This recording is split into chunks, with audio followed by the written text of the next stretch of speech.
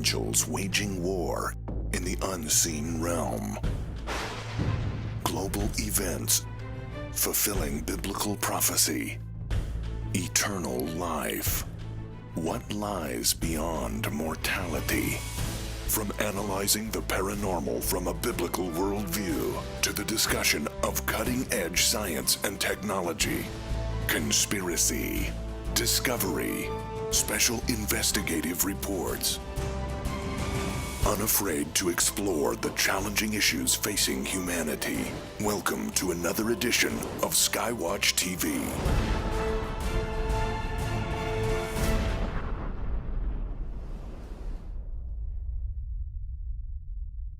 Why are so many hidden messages in the first 5 books of the Bible pointing to the very year in which you are watching this? This is Skywatch TV. I'm Derek Gilbert in studio with my best friend, my wife, and our science editor, Sharon K. Gilbert, and our guest, talking about a fascinating concept called the Torah Codes, producer of a film, The Torah Codes End to Darkness, the man behind Pinlight Films, Richard Shaw. Richard, welcome back. Thank you very much. It's great to be back again. This was a fascinating conversation last week, and we barely scratched the surface. And of course, you left us with a tease, which is good broadcast practice. Leave people wanting more. Tune in next week for more. But there seems to be in the Torah codes these messages that point to 5776, the Jewish year, which is the very period of time in which we live right now. Right, exactly. Right now, what's really hot is the gematria about the year 5776. And I know Tom Horn just wrote a book about why does this year come up? Right, even in ancient texts. The Vilna Gaon mentions it, all of that.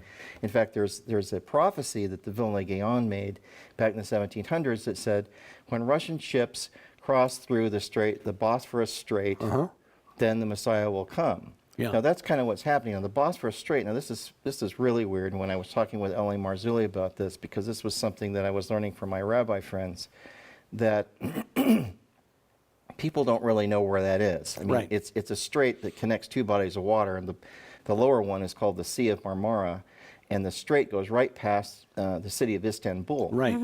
So if you went into the Sea of Marmara and you went west just a few miles, you'd be at Kamburgas. And Kamburgas is where the most major UFO sighting of all time happened. No, I did not know that. I think you ask any American, we'd say, well, Roswell. Exactly. Yeah. No, this is where a UFO appeared 3 years in a row, and the last one, which was in Watchers 9, I did an analysis on it where you could actually see beings inside moving around, turning their heads, all of that kind of thing. Now that is just like a few miles from where the Russian ships are supposedly entering the Sea of Marmara, because that's where the craft was hanging over the Sea of Marmara. I mean, this is like, and I'm not kidding with this. Yeah. This is a real thing. When I first got involved with the rabbis, I was really afraid to even breach the topic of UFOs, because it sounds like you're crazy or a conspiracy theorist or something like that. Right. I knew they were real. There's just too much evidence. Well, you're in good company here, because we're all already labeled as members of a sci-fi apocalyptic prophetic cult. So I have several versions of my tinfoil hat. That's right. So, yeah. I can't worry about what people think of me. It's like, okay, I know this is real. I've had too much experience with it. So, if you don't like it, don't listen to me. Yeah. But, there's so much information about all of that. And I was afraid to even broach the topic with Rabbi Glazerson until he comes out on his own volition. We got to talking about the flood or something, and he was at my studio. It's so much fun talking with him. It's really a lot of fun talking with Rabbi Glazerson. But he said, we got to talk about the Tower of Babel. And he said, oh, yes, it was a launching platform for space vehicles. That's interesting. Now, all of a sudden, the idea of building a tower into heaven, it takes on a different concept. Right. Yeah. Well, we've talked several times about how it actually was a gateway. So, yeah. But see, Jews that are studying at that level, that are serious about what they're studying, expect all this stuff to happen before the Messiah occurs. I mean, this is like just old hat to them. It's like, oh yeah, well, the UFOs are going to be around, and these beings are going to, appear. It's part of what's in their ancient Jewish mystical texts. Well, it seems that there's almost a week doesn't go by that we don't hear another proclamation from Israel from an Orthodox or ultra-Orthodox rabbi that the time of the Messiah is coming soon, that he's here imminently. The Vilna Gaon's prophecy, in fact, also included a reference to Russia taking the Crimea, which it did in the the Crimean War, but it also did again in March of 2014. So that's been fulfilled as well. Yeah. And of course, with Russia and Turkey fussing over their policies in Syria, Russia could wind up in Constantinople before we know it as well, Istanbul. Nothing at this point would surprise me with the Saudis amassing 350,000 troops and all of that. It's like, what's going on over there? Yes. You know, it's crazy. But some of these tables, which I'll give you here, according to ancient Jewish mystical texts as well, like the Zohar and the Midrash, they believe that at the time of the Messiah, there also is going to be this planet that appears. It says new stars will be seen, will be discovered during the time of Messiah. Now, just recently we had Caltech say that they've just discovered Planet 9. Now, they haven't seen it, but they can tell because of its perturbations of other planets.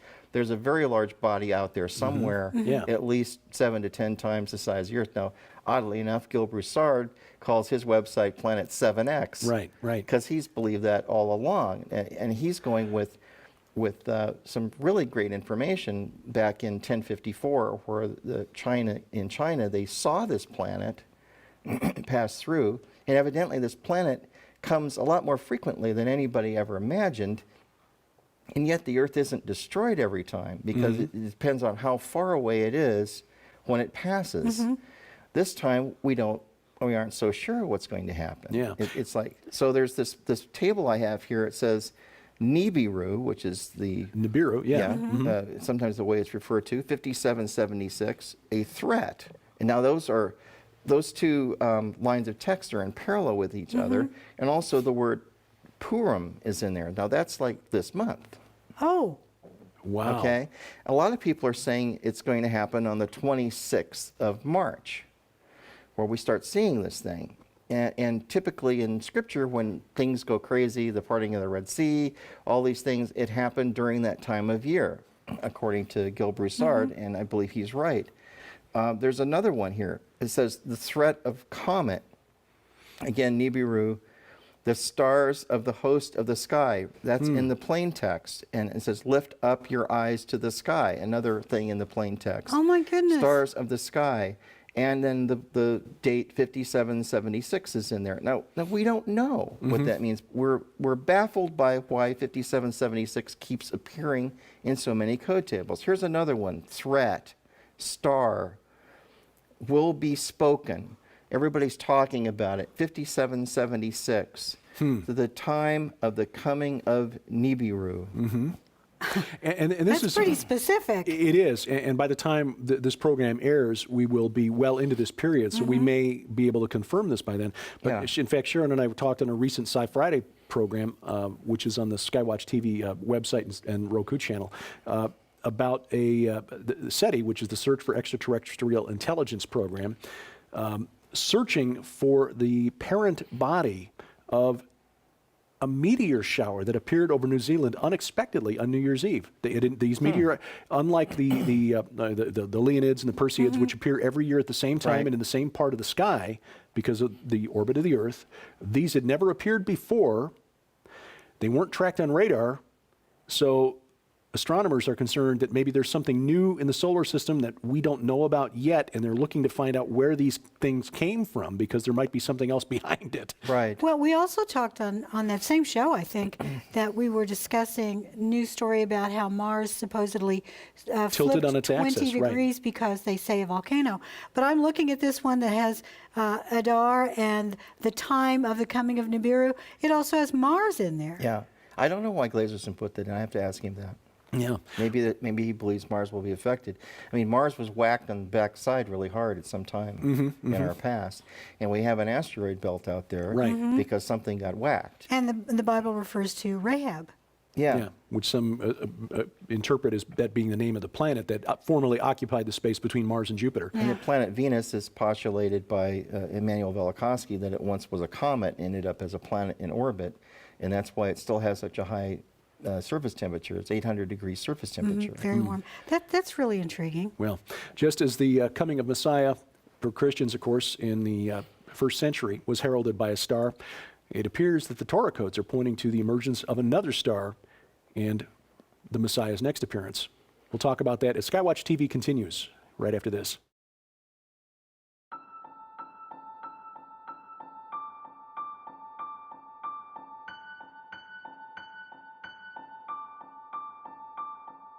From the time she was little, Nita dreamed of horses.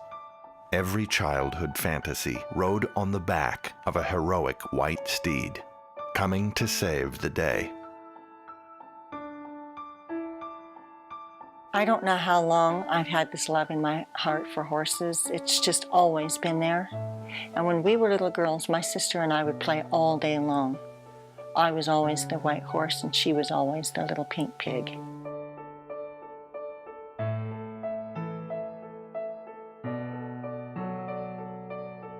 Let's pretend Lightning and Rosie can fly.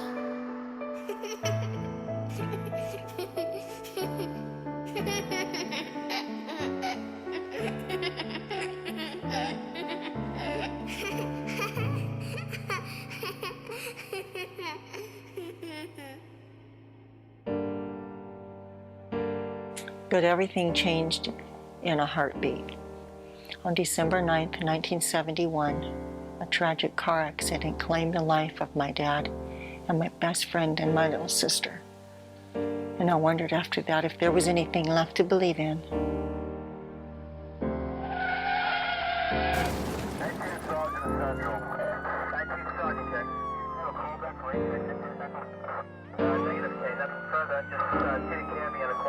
Move aside, let the ambulance through.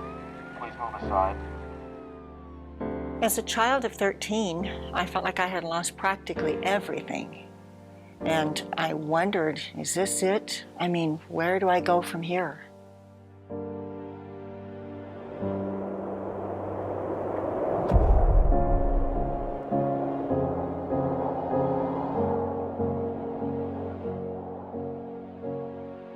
I could not have imagined back then how God could use horses, of all things, to restore my faith and vision for the future. Starting April 19th, get your copy of Nita Horn's inspirational new book, No Fences, and learn for the first time her amazing story of loss, survival, determination, and healing. How the vision and love God gave her for these beautiful and majestic animals eventually led to the 150-acre Whispering Ponies Ranch, a general retreat facility, as well as a premier training location that specializes in using and gifting therapeutic animals to benefit the herding. Other care facilities, schools, and ministries across the nation. When God puts something in your heart, it's there for a lifetime.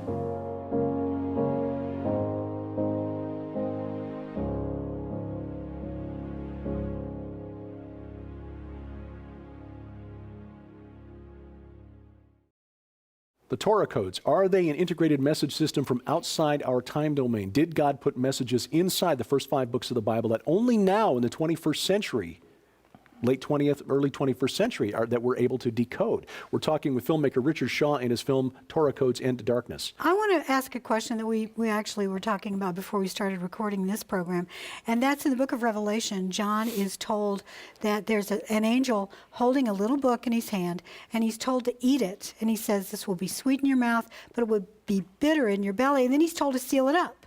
Mm-hmm. Is it possible that it's referring to this? Well, the way you would seal something is to encrypt it. Yes, especially if people are already reading it. I really believe that firmly, that, you know, these kind of encryptions, the time of the end means that if this is the time of the end, if we are actually living in the time of the end, and a lot of people believe that we are, because there's just unexplainable things happening all over the world. We didn't have computers to the extent that we do today, and the comfort level of it, and the software written to do it. That's kind of like a way to unlock when these things are supposed to be known. Uh-huh. And it's taken years for people to even know that the Torah codes exist. And a lot of people poo-pooed it and said, oh, well, you can find codes in any text, Sure. with a powerful, and that's true, but like the propensity for those codes to be as clustered together and in such a small space with so few characters, or even using skips that the number of the skip itself is meaningful, like the secret number of God, which we talk about in one of the videos on my website, which they can just watch for free. And that's at endtodarkness.com. Endtodarkness.com. Okay. That's Yeah. END. Yes. End to Yeah, darkness. it's not into. It's not like the Star Trek I was movie. going to say, it's not Star Trek isn't coming after you. That's a Yeah. slightly larger budget. Meaning that the way that phrase came up was that Glazerson looked that up in the Torah codes. It said "end to darkness," and that happened in the year 5736 when Professor Rips found out about the code.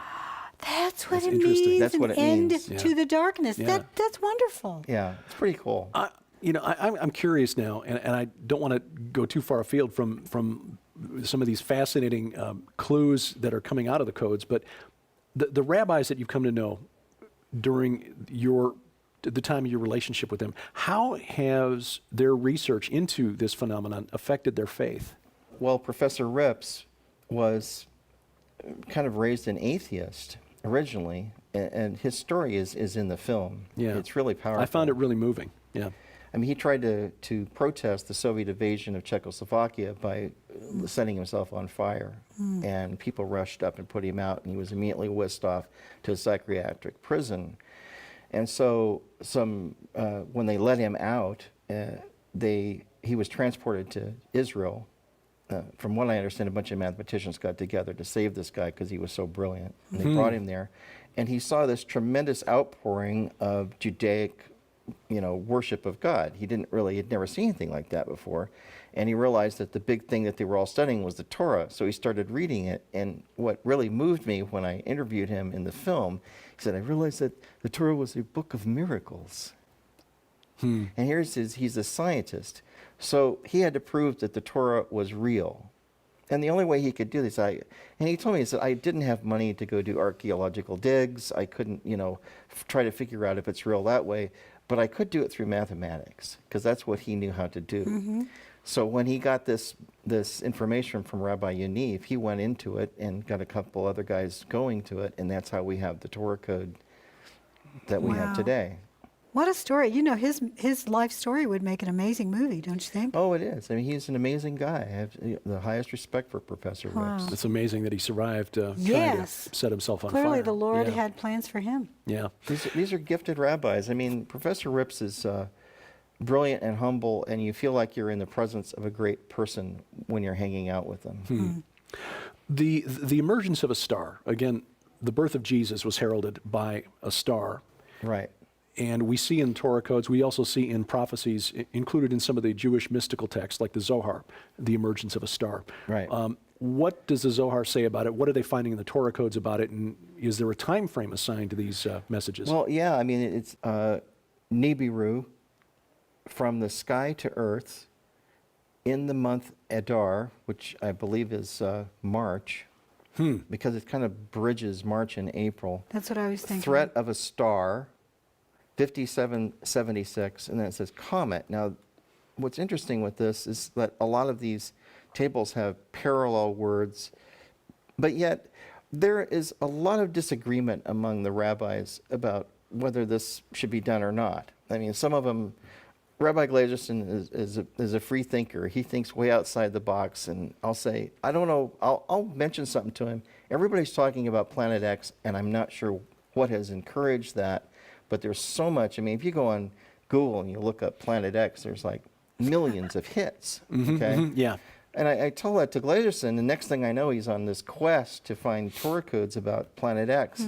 But then it also fits into the Jewish mystical text, so he feels like this is something he should be doing. But none of us expected him to come up with all of this. I mean, this is like more information. So we're just saying, why? What does this mean? Is there something important going to happen, or is it because everybody's talking about it that we're seeing this? That could also be the reason, that people are interested in it, and so it comes up, well, this year everybody's talking about it, and we have these tables about Nibiru. That may be all it's about. We don't know. the idea that knowledge will increase and that things are being unsealed, that this is an end to darkness,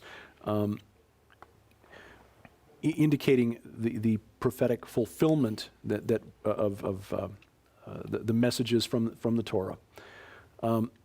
You talked before in our last program about some of the conversations you've had with Rabbi Glazerson about faith. He is a Jewish rabbi, and you are a Christian. Right. And so we have a fundamental difference about who the Messiah is, that second power in heaven, Yahweh but not Yahweh. Well, I'll ask guys, well, who do you think then is the Messiah? That was a question. Who do they see as the Messiah? Yeah. Well, he thinks it's either Moses or Elijah because that fits into their teachings more than anything else does. And of course, in the Old Testament, it talks about Elijah heralding the coming of the Messiah. Right. Now, the Christian faith, it was like John the Baptist, but Right. some even refer to John the Baptist as a form of Elijah.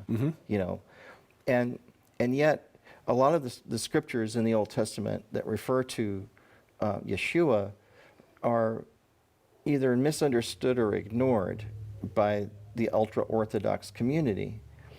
Now, why that is, I don't quite understand. They always have a reason for why they believe that, and I'm not about to get in an argument with them about that because I love them all, and that isn't helpful. No. But there are so many. To me, the reason I'm convinced it's Yeshua is because you open Psalm 22, and it says, "My God, why hast thou forsaken me?" Right. And you open up Zechariah 12, and it says, "They will look upon him on whom they pierced and weep, Yes. for him as a lost son." In Isaiah 53, he was wounded for our transgression, he was bruised for our iniquities. It's like we dumped all of our sins upon him, and by his stripes we were healed. If that's not what happened during the crucifixion, I don't know. And yet Daniel, who nailed his arrival in Jerusalem to the year, and some Right. say to the day. Yeah. So to me, all those things are meaningful. They're in the Tanakh. They're in the Old Testament. Even if I didn't believe the New Testament was true, I still have all of this in the Old Testament to look at and go, well, what about that then?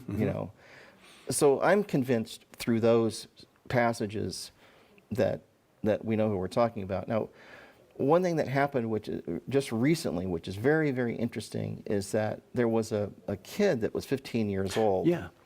And his name was Nathan. And he died and was dead for 8 minutes, and he had an out-of-body experience. Now, I really take those seriously. Now, not all of them are, some of them could have been dreams, some of them could have been hallucinations. But when someone has something this vivid and this detailed, I tend to consider it that the guy really had this happen to him. He said he went up to heaven, all his sins were there, and all of the good things he's done and bad things were weighed. It's very Judaic in the way he described it. It was really, really sweet. He's sitting in a room full of rabbis telling the story in Hebrew, and this is all on the internet. It's gone viral. I mean, you can find the story that Nathan has about his near-death experience. But he was asked, well, so did you get any indication of when the Messiah would return? 20 years, 10 years, 1 year? And he said, imminent. It was imminent. He said, even at the door. And his mouth fell open. And then he said, and there's going to be a war. And he said, it's going to happen. He's like, we're already at war now. But he said, when the actual war starts, everyone will know it'll be boom. And the war has started. It's what he said. And he went into great detail about it. He said, and then the Messiah will reveal himself. He said, the Messiah is already here and been here, but no one knows who he is. But he will reveal himself, and a lot of people, he said, will be surprised when they find out who he is. Now, all this is coming out of a 15-year-old kid who hasn't studied any of this stuff. Well, the famous rabbi who passed away a few years ago, who left the name Rabbi of... Yitzhak Yes. Kaduri. Yeah. And left the name and said the name of the... And I Messiah asked is them, Jesus, other rabbis Yeshua, about it. I yeah. said, so what about Rabbi Kaduri? He was like 102 or something when he passed away, and he was like one of the most venerable rabbis there. the Actually healed streets, people. Yeah, the streets were choked with people for his the It looked funeral like service. a major funeral, yes. Yes. They said, oh, it's not true. It's a hoax. It's, they immediately disproved that could have been true. And then also, he didn't actually say Yeshua. It was some other... There was a little code. Yeah, it was encoded in the message. Wynn took the first letter of the words or some such thing like that. But yeah. But interesting, Nathan, the kid who died, in a second video, which is a really goofy one, where they use chroma key and all sorts of stuff and crazy effects, and it kind of took away from what the truth of his message, said that he saw 3 rabbis while he was in heaven, and one of them was Kaduri. Oh my. The fact that he mentioned that, I thought was insightful. Yeah. Now, he never says anything about Yeshua. But in Watchers 9, we interviewed a guy who was a pastor in Iran. And he said that Jesus was appearing to people personally in Iran. Now, this was a guy way out in the sticks, and he got a knock on the door. He opens it up, and there's this man in glowing white raiment that walks in the house and said, I want you to write this down. And so he goes, okay. I mean, what would you do? So he writes it down, and he's being dictated the entire book of John. Oh my. And he fell asleep while he was writing it, and this man in white disappeared, and the next night he came back and let's continue. And he finished the book. And it was in dictated it to him. Farsi or whatever language they would. And we've been hearing stories like that from areas where it is dangerous for Christians, the Holy Spirit going to war. We have just about a half a minute left here, so we want to make you aware of how you can get a copy of End to Darkness, the book about, or the movie rather, about the Torah codes, the deluxe package, including a DVD and the Blu-ray version. So you have one for yourself, one for a friend perhaps.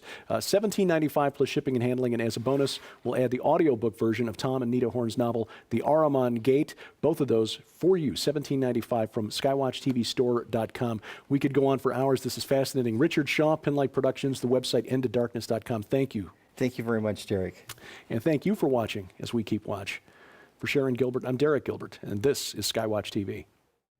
To celebrate the release of Nita Horn's inspiring new book, No Fences, SkyWatch TV would like you to tell your story, because after all, even if you don't think so, you actually have a story. Send in your story, and we are going to choose the 10 best, and they'll be published for Christmas release in an anthology of those stories, along with the book that you buy that is actually only $19.95. Am I right on that? That's correct. For free. Tom Horn, crazy guy, he's throwing in a journal, which on its own, most of these retail for $20 on their own. So this journal is to help you start writing your story.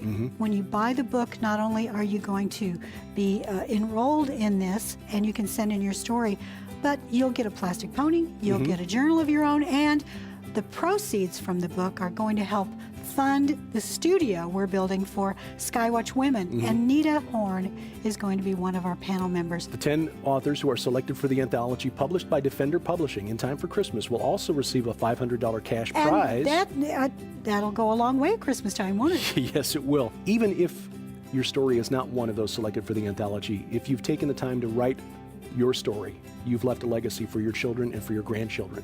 Amen to that. For complete instructions and details on this opportunity, please log on to skywatchtv.com/nofences.